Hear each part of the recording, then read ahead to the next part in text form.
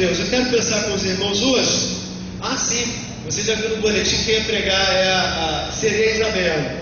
Ela ontem à noite passou um torpedo para mim e para a Rosemary, dizendo que problemas de voo, ela não conseguiu se programar para estar aqui conosco, não daria tempo para chegar a contento aqui. Então, ela vai pregar domingo que vem à noite, e eu estou cobrindo a participação dela pela misericórdia de Deus, né? E vamos falar sobre o poder espiritual. Começamos com o texto de Salmo 62, verso 11. E no estudo de hoje nós vamos ler muitos textos.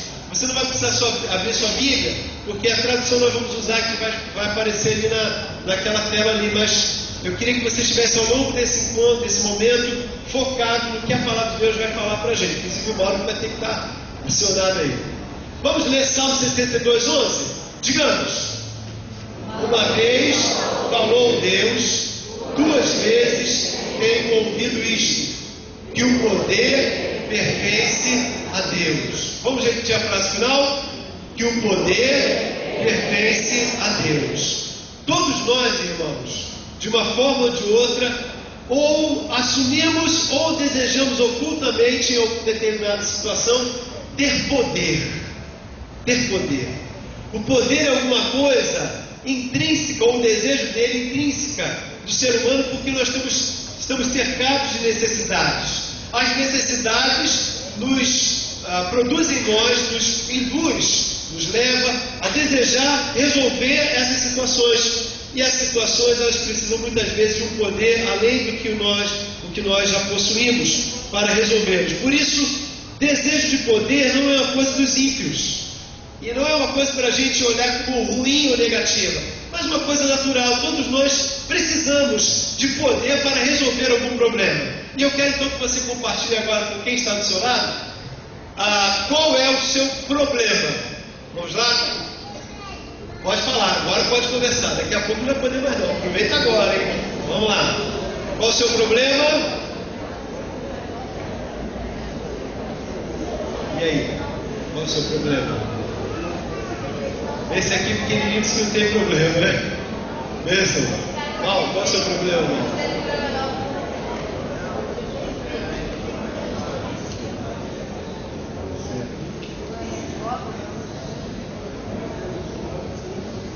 Pois bem, nós temos diante de nós alguma coisa que poderá enriquecer a nossa vida nessa noite, para pensarmos sobre o poder espiritual. Eu queria apresentar a vocês a definição que é citada na revista Ultimato, de julho de 2001, página 38. Inclusive o estudo é baseado nessa publicação também. A definição sobre o poder espiritual é este: a prática do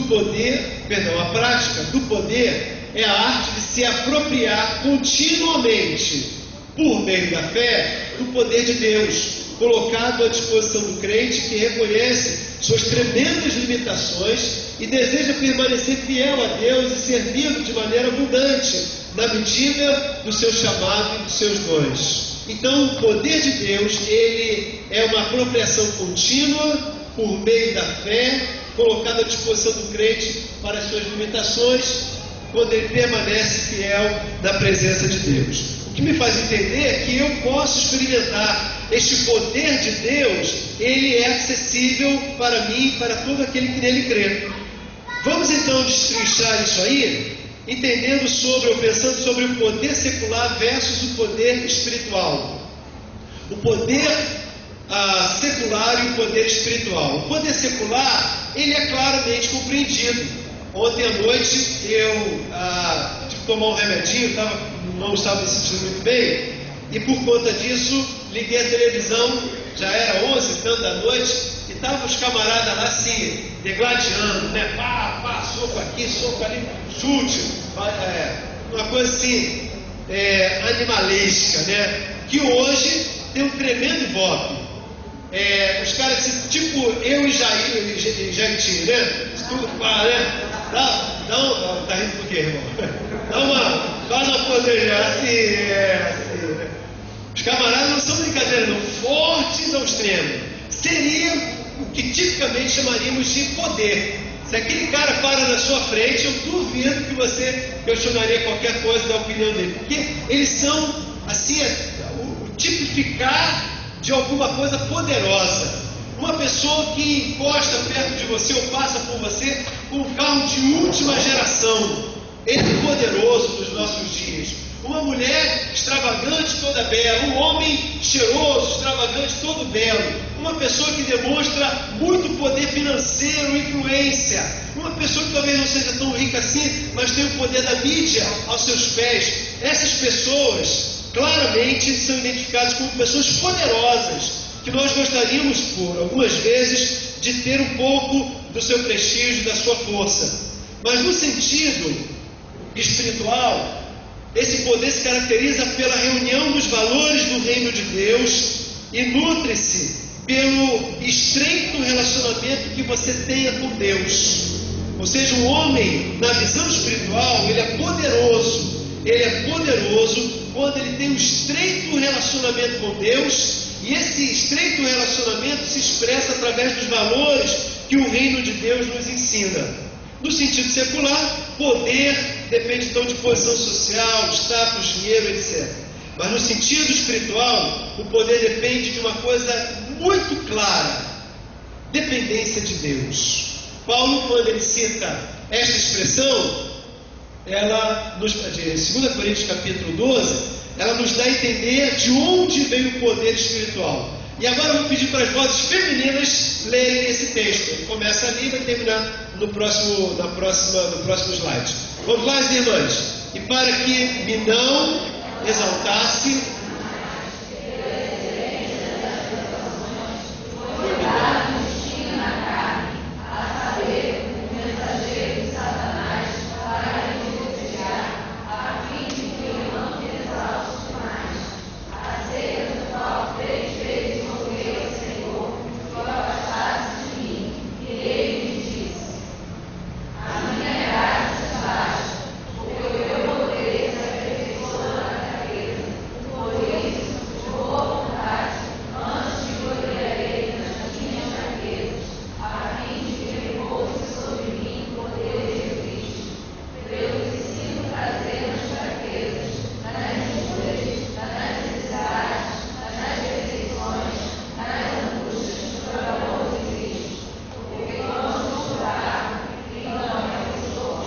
glória a Deus. Vamos ler juntos a frase final. Porque quando estou fraco, isso aqui, irmãos, é para enlouquecer mesmo, né? Quando eu saio daqui, tudo por onde eu passo, toco, partilho, está impregnado pela ideia, pelo conceito que para uma pessoa ser poderosa, ela tem que ser forte, independente, ela tem que ter o controle nas mãos. Mas quando eu me debruço diante da palavra de Deus, ela diz que eu sou forte quando eu me torno fraco. E quando Deus, Ele permite, ministra na minha vida as lutas, as intempéries, as agruras, são instrumentos também de Deus para que eu esteja fraco. Porque quando eu estou fraco, então eu sou forte. Eu olho então para as realidades da minha vida e eu entendo que Deus está me dando uma grande chance nessa noite de experimentar o poder dele. Meus irmãos, o poder de Deus, ele é alguma coisa assim inimaginável, que nós não temos a perspectiva, a dimensão dela. Temos um pouco quando a gente vê, por exemplo, o poder da natureza. Outros irmãos me abençoaram e pagaram a minha passagem para que eu estivesse lá em Foz do Iguaçu representando os irmãos da Convenção Batista Brasileira, e eu paguei do meu bolso a passagem da minha mulher e dos meus 2 filhos. Nós tivemos a oportunidade no intervalo que houve de ir às cataratas do Iguaçu, que já era um programa já incluído ali. E meus irmãos, foi uma coisa tremenda.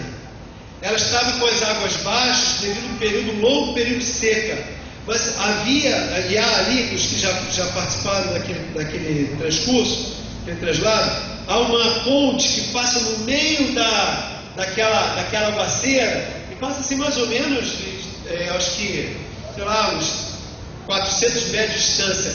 Mas, meus irmãos, o impacto daquela cachoeira com a água baixa, daquele conjunto de cachoeiras, era uma coisa tão grande, parece a impressão que dá que o barulho ensurdecia e batia no peito, aquele impacto.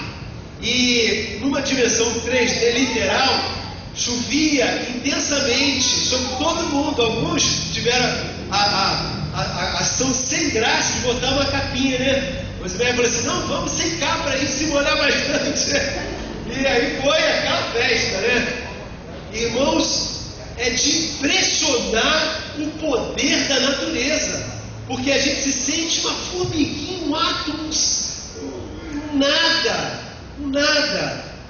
diante daquela magnitude toda. Agora, meus irmãos, a Bíblia diz que Deus foi quem construiu tudo isso, e não só o globo terrestre, mas o conjunto de constelações incontáveis, insondáveis. O que é a Terra nesse mundo inabitável de homens, aos homens? Mas, meus irmãos, o que sou eu e você? Este é o tamanho que eu não consigo dimensionar do poder de Deus. E Deus diz que Ele junta esse poder todo na pessoa de Jesus, na palavra de Hebreus capítulo 1, e coloca dentro do meu coração.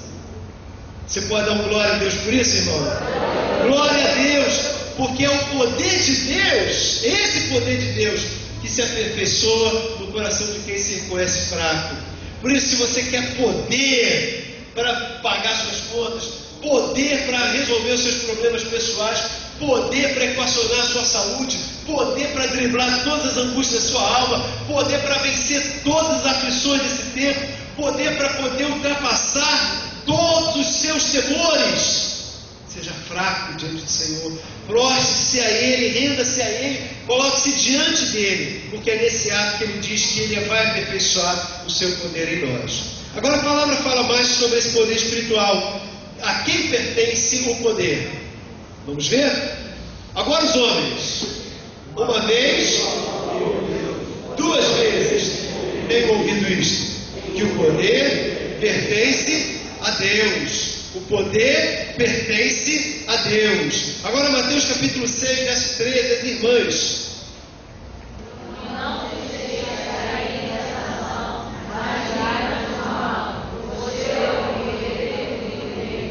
Muito bem, o poder então, ele pertence a Deus. E se eu preciso desse poder, eu preciso buscar nele. Qual é o tamanho do poder de Deus? Dois textos vão nos falar isso. O texto de Mateus 19, 26 e Apocalipse 11, 17.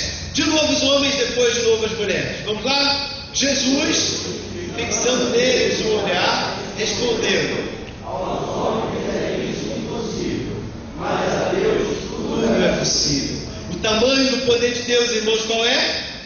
Tudo é possível. A segunda passagem de Apocalipse 11, 17. As irmãs. Graças te damos, Senhor.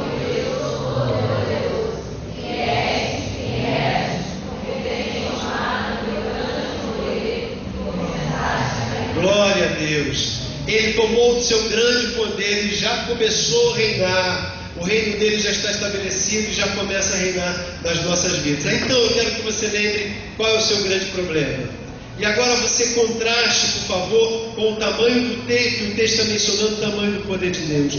Nós nos rendemos nessa noite, irmãos, àquele que tem todo o poder no céu e na terra, que pode resolver todas as nossas angústias, e a principal delas equaciona inclusive a nossa morte, para torná-la como bênção e o instrumento, o caminho de Deus para irmos no caminho do céu. O Espírito Santo, ele é o próprio poder. Manda lá. Ele é o próprio poder. Ele se manifesta já entre nós desde o Antigo Testamento.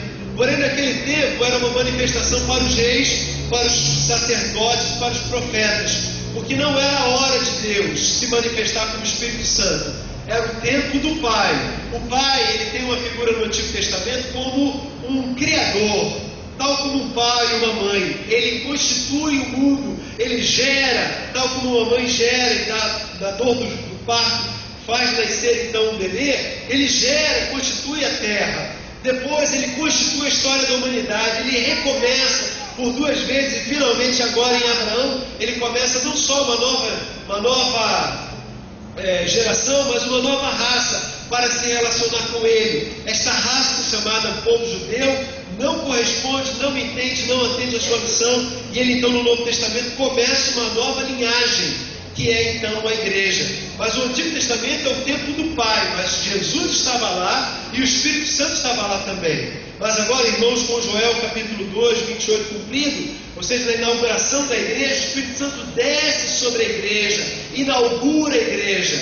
Hoje a gente estava estudando na EBD, na Casa de Novos Membros, sobre o Espírito Santo, e falamos que nós não inauguramos um shopping 2 vezes, inauguramos uma vez, e fazemos aquela festa para que seja a inauguração uma marca, um selo. Deus ele inaugurou a igreja com a descida no ato do Pentecostes, da festa do Pentecostes, com a descida do Espírito Santo, e ali foi inaugurada a igreja.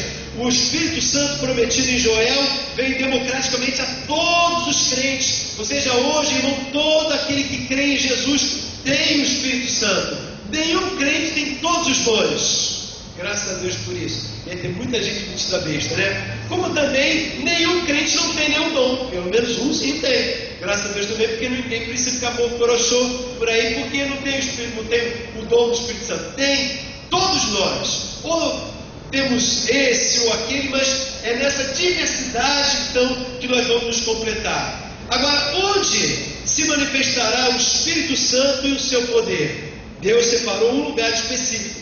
Efésios capítulo 3, verso... vem primeiro esse texto, né? Está certo, falando da promessa e a ordem que Jesus dá para aqueles que querem viver essa promessa. Vamos ler juntos também? Digamos: vós sois testemunhas destas coisas, e eis que sobre vós veio a promessa do meu Pai.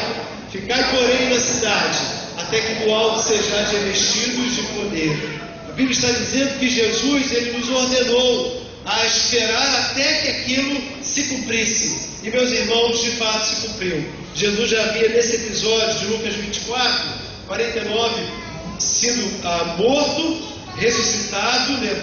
E antes de ser levado aos céus, já aparecendo por mais de 40 dias aos seus discípulos, ele se manifesta dizendo que em breve, logo, vai chegar a manifestação do que era prometido, a descida do Espírito Santo no ato do Pentecostes. Mas eles deveriam perseverar até que aquilo se cumprisse. E essa é a ordem que Jesus dá aos seus discípulos hoje também. O ato ali prometido já se cumpriu, mas a recomendação é a mesma. A gente deve perseverar em buscar esse tempo. Agora sim, onde se manifesta o Espírito Santo e o poder do Espírito Santo? Agora eu gostaria de ler para que os irmãos ouvissem. Para que, segundo as riquezas da sua glória, vos conceda que sejais robustecidos. Isso aqui, irmãos, é ficar igual os caras do... Como é que é o nome? O UFC, né? Igual os caras assim, tipo eu, Jagutinho, né?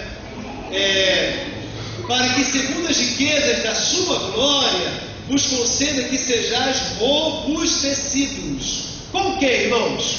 Com o poder do seu Espírito. Agora pergunta, aonde? Bota a mão assim no coração, ó. Sente o teu coração bater. Deve ter gente viva ainda aí, né? Alô, alô, alguém do outro lado? Alguém vivo? Glória a Deus. Eu estou sentindo meu peito bater. Mas não é nessa caixa que Ele quer manifestar o Espírito dele. Mas sabe, irmão, todo esse poder está preparado para viver dentro de você. Todo este poder já está disponibilizado para você fazer um download em sua própria vida e vivenciar este programa de Deus que haverá de revolucionar a sua vida. A gente olha, irmãos, para aquilo que Deus fez lá no Novo Testamento com os apóstolos. Aquilo não é utopia, aquilo é o normal da vida cristã. O Atmani tem esse texto, a vida cristã normal, e parece que para avacalhar, ele começa a narrar sobre a vida dos apóstolos. Quando a gente se pasma, com perplexidade, vê o que Deus fazia ali, ele nos lembra que aquela é a vida que Deus preparou para nós. Essa é a vida normal, a vida cristã normal. Meus irmãos, quando eu olho essa palavra e eu entendo ela no meu coração, para que segundo as riquezas da sua glória, Deus não tem pouca riqueza, irmão, Deus tem muita riqueza, segundo as riquezas da sua glória, nos conceda que sejais robustecidos com poder no meu Espírito Santo, meus irmãos, dentro de mim. Isso aqui é para eu colocar essa verdade dentro de mim. Agora, o problema é que por muitas vezes nós o entristecemos. Eu acho que não estaria, está a recomendação bíblica.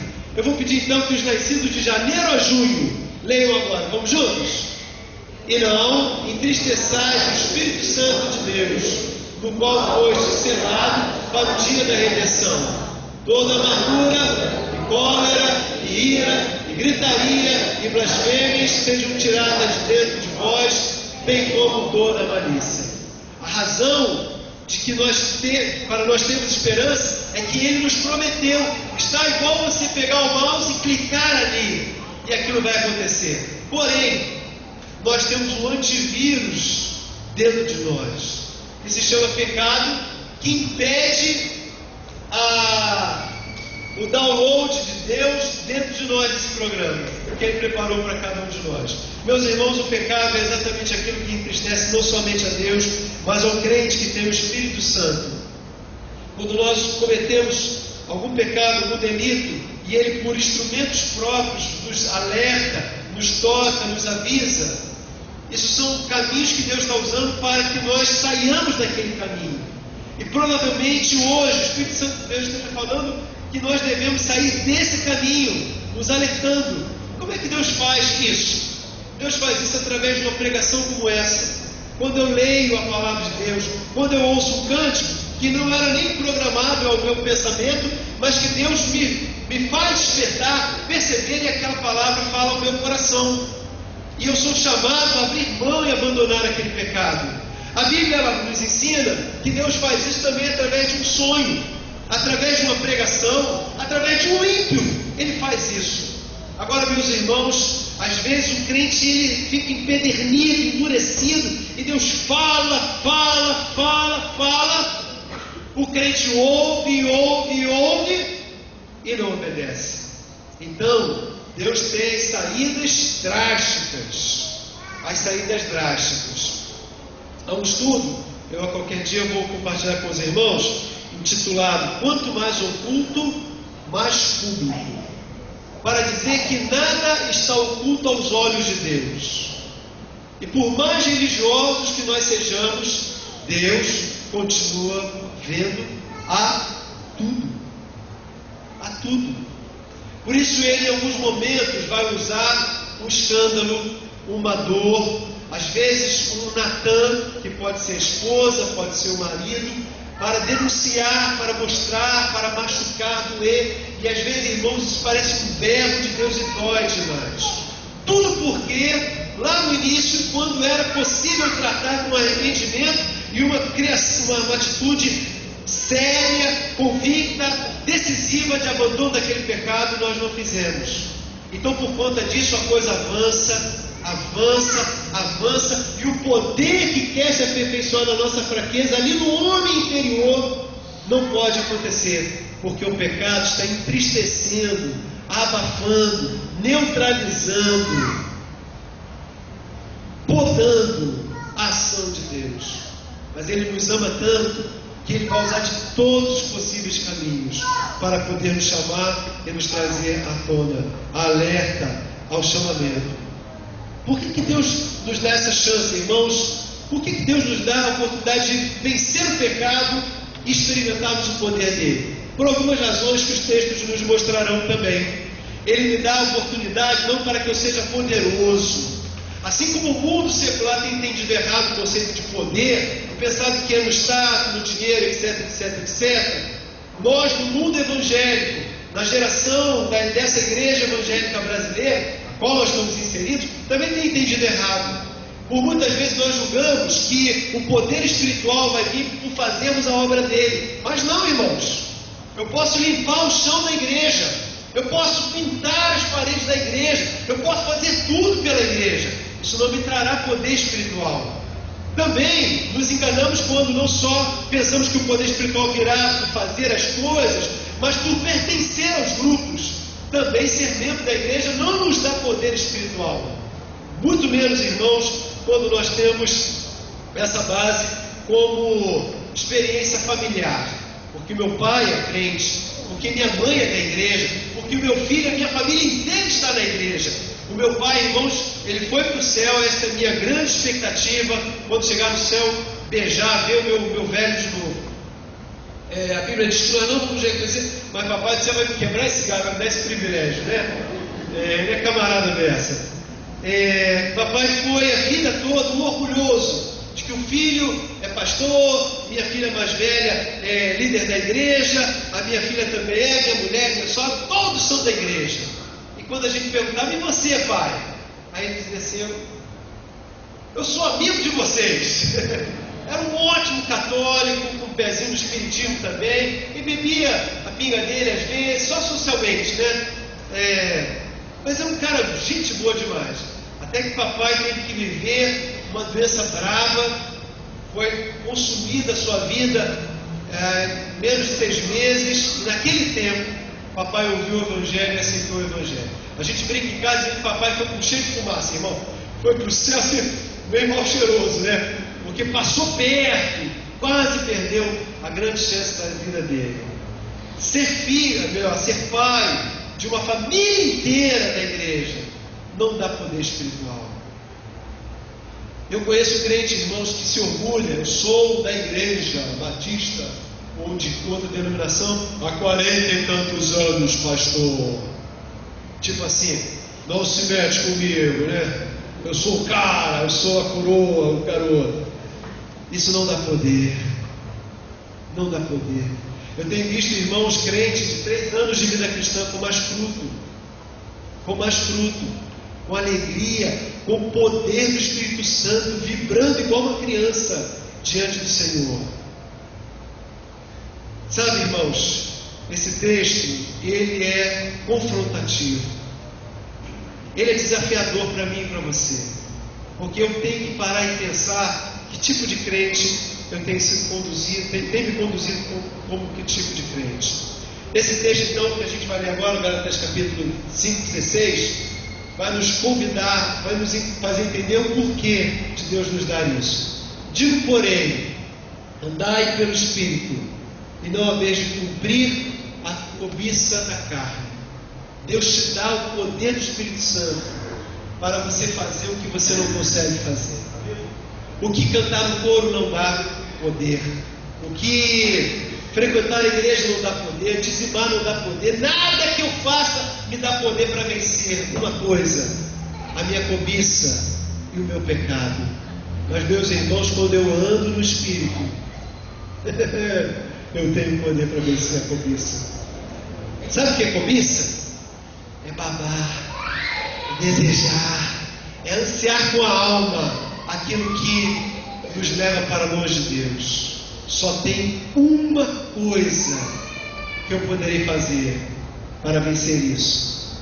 Eu não conseguirei esconder isso. Eu esconderei do pastor, esconderei dos meus pais, esconderei de todos, mas eu não conseguirei esconder de Deus.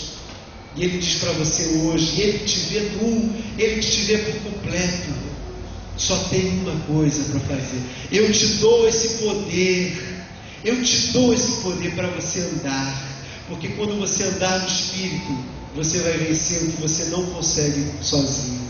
Ele me dá esse poder em segundo lugar, por uma segunda razão. Manda lá.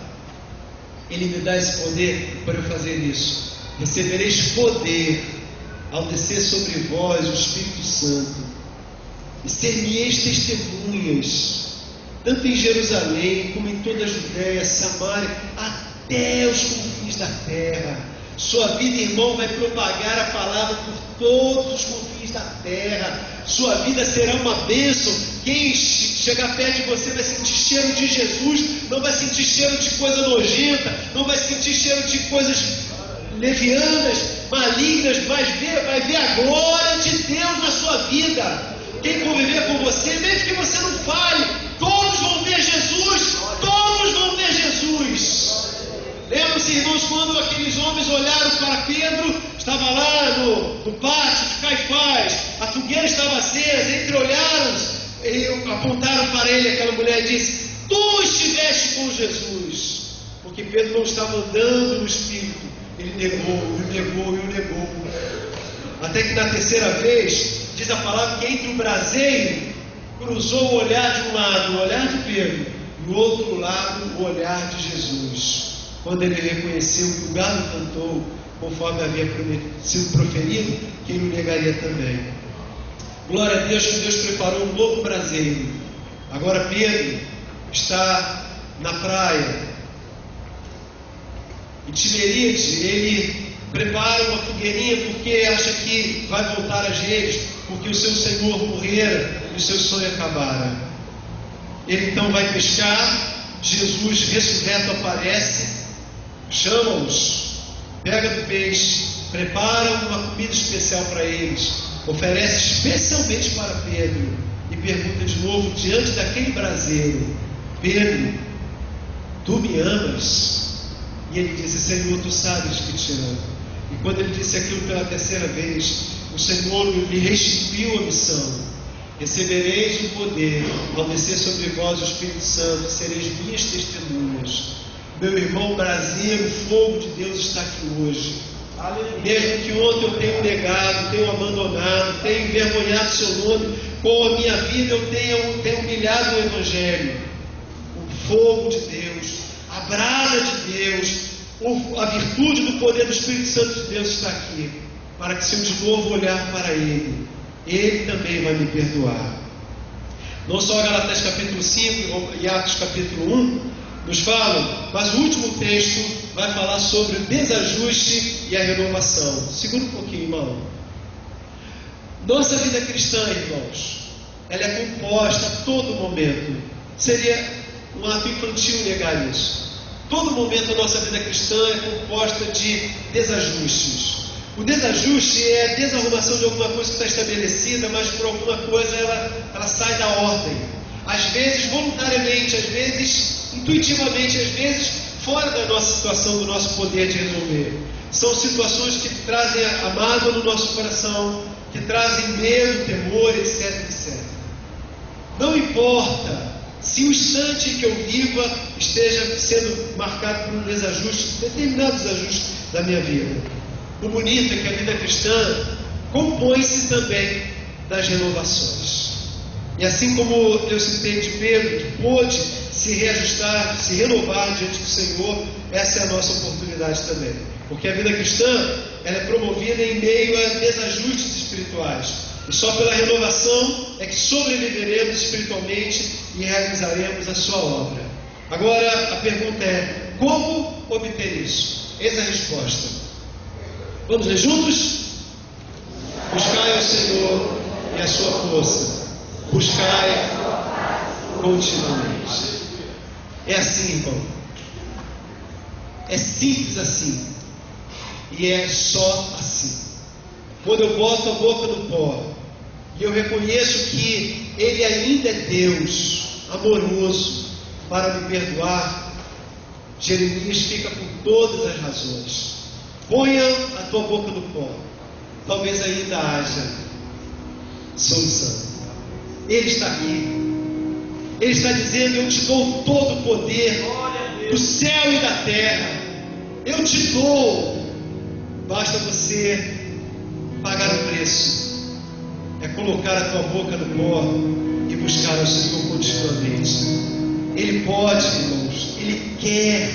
Ele anseia fazer isso. Mas ele tem que encontrar um coração preparado.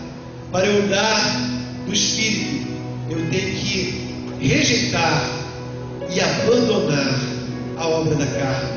Eu convido então que você faça isso. Talvez você esteja dodói, com criança no colo ou de idade, tudo bem, fica sentadinho, mas se você quiser, dobra o seu joelho, vou dobrar o meu também. Sabe, irmão, essa é a sua hora com Deus. O texto diz: buscai ao Senhor e a sua força, buscai a sua face continuamente. É agora. Busca a face do Senhor, ore ao Senhor. Faça a sua oração, faça o seu pedido, apresente sua vida. Ele vai fazer a obra dele na sua vida. porque a obra é dele, não é sua e nem minha. Ore ao Senhor.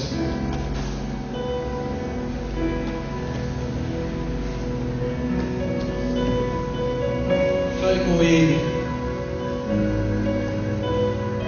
Ele quer te ouvir.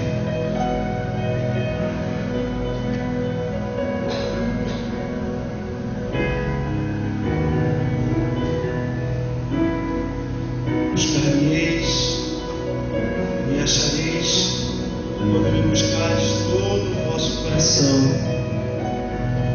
Serei achado por vós, diz o Senhor.